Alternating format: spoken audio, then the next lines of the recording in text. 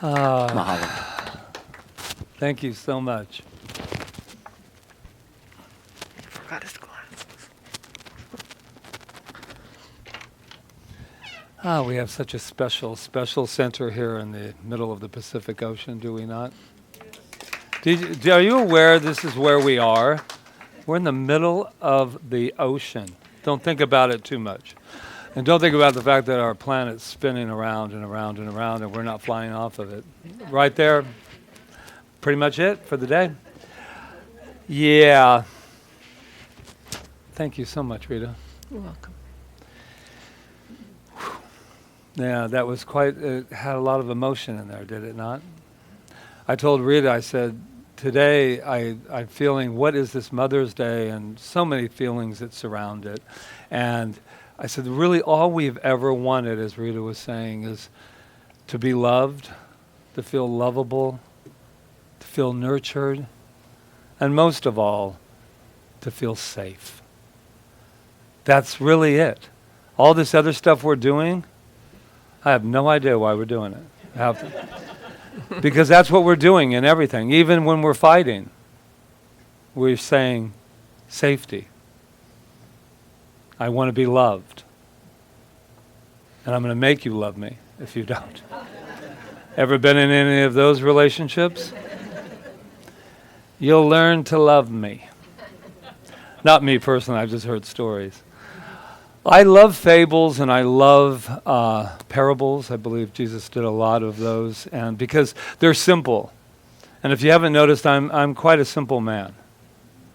I love simplicity because the world in which I live in gets a little too complex for me at times. So I know it's hard to believe that I would even call myself simple, right? But I love this fable that I heard. I've heard it in many ways. It's about the scorpion and the frog. Has any of you? Yeah? I'll just refresh your memory a little bit. I love it because it speaks volumes about what I would like to say about today, and that's the nature of who we are. And the scorpion is just dying to get across the lake. But if you have ever been a scorpion, you can't really do that because they don't really swim and they need help. So he checks out the frog and says to the frog, could you do me a favor? Could you give me a lift across? And the frog is like, you've got to be kidding. Do you think for a moment that I'm going to let a scorpion on my back? I know what you do. You sting people. He said, now listen. Frog. Do you mind if I call you frog? He says, why would I, if I want to get all the way across there, why would I sting you when we would both go down and both drown? And the frog says, interesting.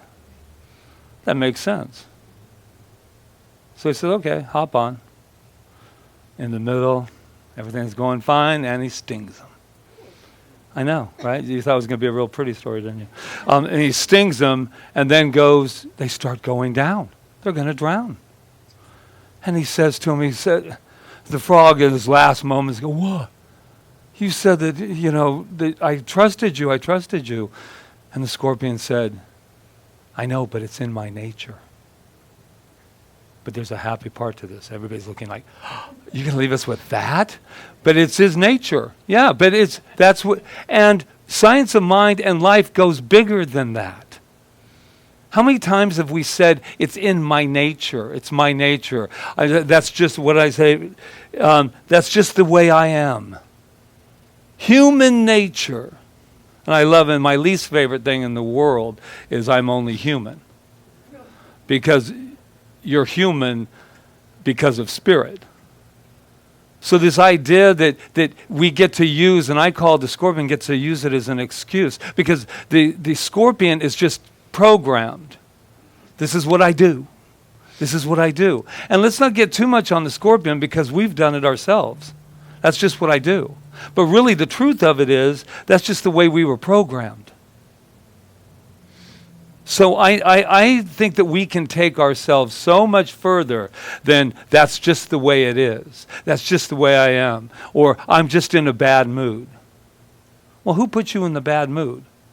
I love it. One of our wonderful mystics said, "What do you mean, bad mood?" It's like it came out of the air. It's like, there it is, bad mood. I hope it doesn't hit me. It's all about choice and to find our true nature. Just the way I am. No, it's actually just the way we decided it would be. That's the great message about our nature. So what is our true nature? Do you know what your true nature is? Yeah, I see heads bobbing. I see others like going, Yeah, what's our true nature? Truth is a tricky thing, my friends, because my truth isn't always your truth, but there is one truth, and that from me, and that's that we are spirit. We are this incredible power of the universe. Well, Raoul Singh has this great way of finding out your true nature. Now listen carefully, because you'll be tested on it. He says a quick way to find your true nature, what kind of person you are actually, that you are from within. And we think we know that, but I think we're always discovering who we are. Always. I hope so, because I certainly wouldn't want to be who I was even 10 minutes ago. No. To find that out, all you need to do is answer this one question. And boy, this hit me like a Mack truck. You ready? Unfasten your seatbelts. You're safe. What would you like to do if there were no consequences for your actions? What would you like to do if there wasn't anyone around to look at you, to judge you, to punish you, or even know about what you did? I went, why is that so powerful? Because if you really answer this truthfully, I'm not talking about with your friends, of course, I would always do good.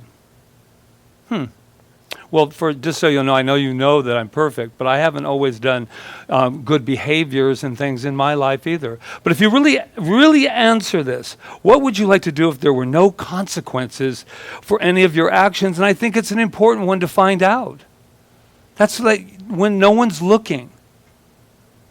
What do you want to do? And I think it's a powerful place to be, because I haven't answered them all yet, but no one's looking. Remember when we were little kids? No one's looking. Do I need the cookie? Oh, no one's looking. No one's going to find out. What is that? So how does that lead me deeper? Because I believe that I'm spirit and that there's a part of me that would do good whether or not you were looking or not. Well, maybe. It depends on what kind of cookies. It's like the wallet thing. You find a wallet, there's $500 in it. What would you do if no one's looking? Oh, Gabriel's go, what's going on here? Do you take the 5 and return the wallet? You get all... So now we're like, now you're interested because I brought up money and wallets. Yeah, that's that whole thing. Do you? And I would. This is what I know about me, that I would take the wallet and the 500 and return it immediately. But I'm going to tell you something. Programming is programming. You might think, well, won't they just be happy to get their credit cards back? Who knows? I'm not going to find out necessarily. But that's where we're at today. Here's another thing I said the other day, just for your information, for my birthday. I did something very, very wonderful for me, and I have now a tat. When you have a tattoo, you don't call it tattoo any longer. I've got a tat. And just so you'll know, I got a cat tat. Because my prince is on my shoulder now, my Prince Krishna. But it's not about me, is it? But somebody said something to me about back to our nature. I said to him, I go, you know what? Are you surprised I did this? Because it's not a little star. It's a nice size. I'll be showing afterwards. But I said, are you surprised? And they went, yeah, actually I am. I'm surprised that you would get a tattoo. And since it's Mother's Day, I'll just let you know right out the gate, my mother would she would not approve of this at all. And I know that right now she's going, you ruined your body. You put that on your body. And then, well, not so Italian, but she probably But here's what I said. I go, I guess it's not my nature. And this beautiful woman who has a beautiful accent that we all know, or not everyone, but you should know her because she's wonderful. She said, but it is. It is. I go, what are you talking about? It is your nature. You did it. And I went, wow. Because I'm like going, this isn't in my nature. This isn't in my nature. But it is in your nature because you did it. And I thought, oh my God. It is my nature. We go around saying that's, but I will admit that it's not really, wouldn't be the Patrick that I knew even a couple of years ago. I bet you're just dying to see it, aren't you? I can feel it. I can feel it. It's all over Facebook. But anyway, Mamma Mia. No, she would not have approved. Do you remember the commercial with Mother Nature? Yes. The butter. If you're young, you will not remember this at all. Trust me. But it's quite wonderful, and I watched it again, and Mother Nature comes swinging in on a vine. And the announcer's going, you know, Mother Nature, I never knew you looked so fine on a vine. And then he goes, here, what is this, Mother Nature? And hands him a stick of butter. And she goes, it's my nice creamy butter. He said, no, Mother Nature, it's chiffon margarine. And she is livid. She's just like, really? You just embarrassed me in front of everyone? And then she goes, it's not nice to fool Mother Nature. And then a big old elephant runs at you. Now, why do I tell this story? I have not a clue. Because it had mother and it had nature in it. And but I tell you because you can't fool nature. And you certainly cannot fool your inner nature. And that's the message. Nature gives self-givingness to all, right? Never says, you know, you took 7 apples. That was really selfish. Why did you not leave more? No, it says, I'll just produce more. Self-giving, self-giving. And you can't fool yourself either. You can't tell yourself. That's the law that Rita was talking about. That gift that we have that always says yes. Yeah, but I asked for this. I said I wanted this. I wanted that. But did you feel it? And most of all, did you believe it?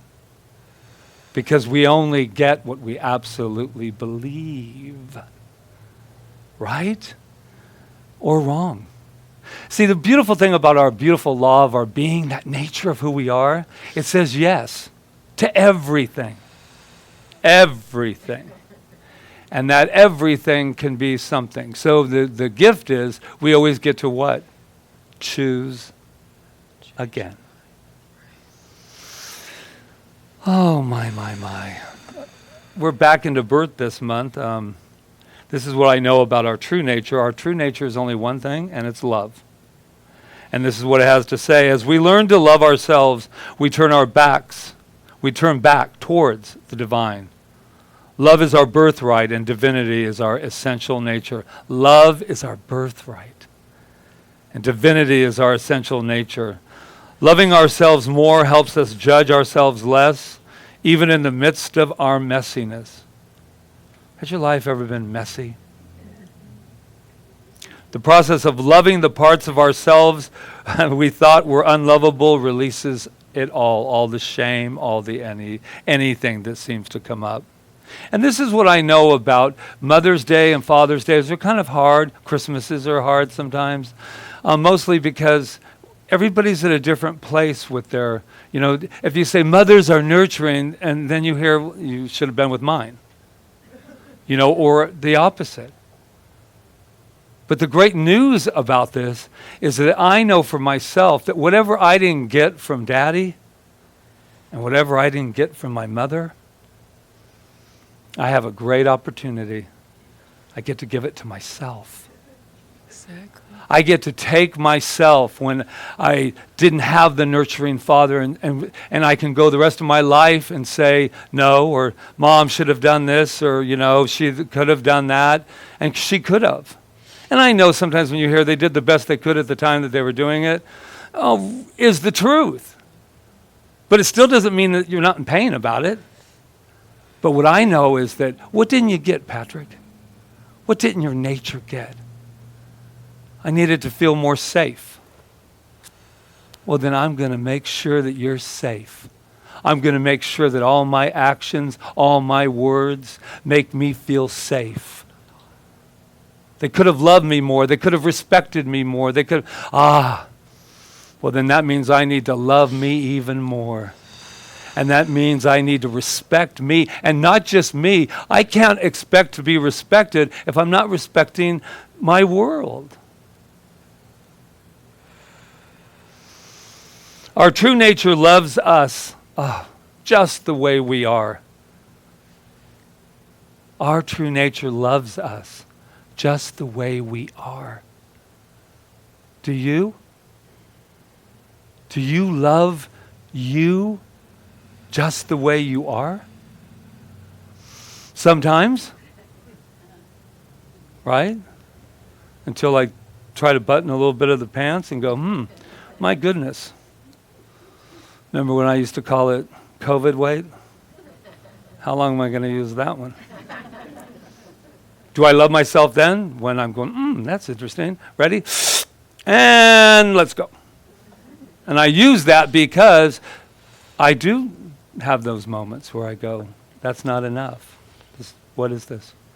And then I said, you get right back in that mirror and you talk to that little boy and you tell him that you love him no matter what. Somebody hurts my feelings, I get shame spiral. I go in and I say, no, you are the divine nature, the self-givingness of life itself. I love you. And then the little one, because that's part of who we are, says, I don't believe you. And I said, well, I guess I have to say it again. I love you. I love you. I love you. And I'll end with this wonderful idea that we all are. We are all creative. Did you know that? We're constantly creating. You're creating right now with everything that's running through your minds right now, everything that you're thinking about me, you're creating. Everything. We have a creative process. It's very simple. It's very, very easy to describe. You have thought. You have an idea. Oh, you have an incredible imagination. And it becomes this wonderful seed thought. And you just drop it.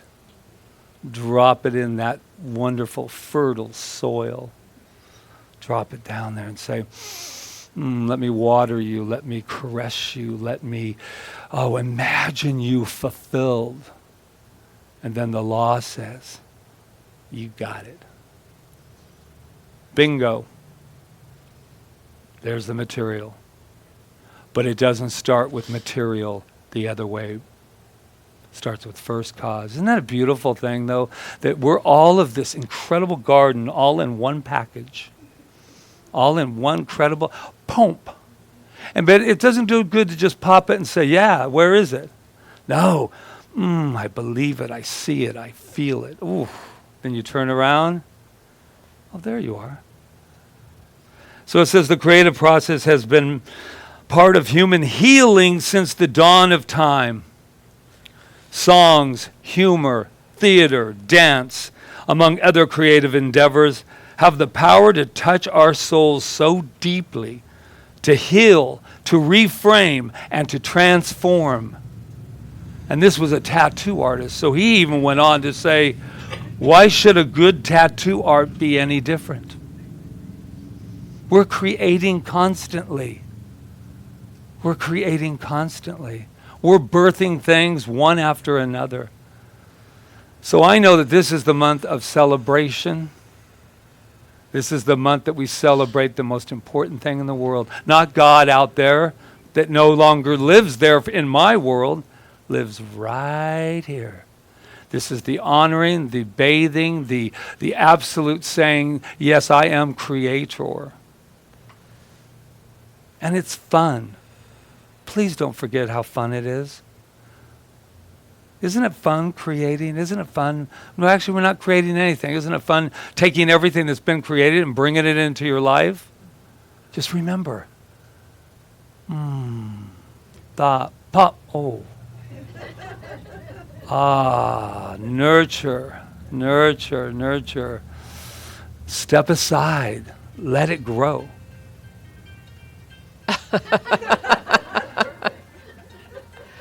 And now to end with my interpretive dance. The garden is growing. And so it is. So it is.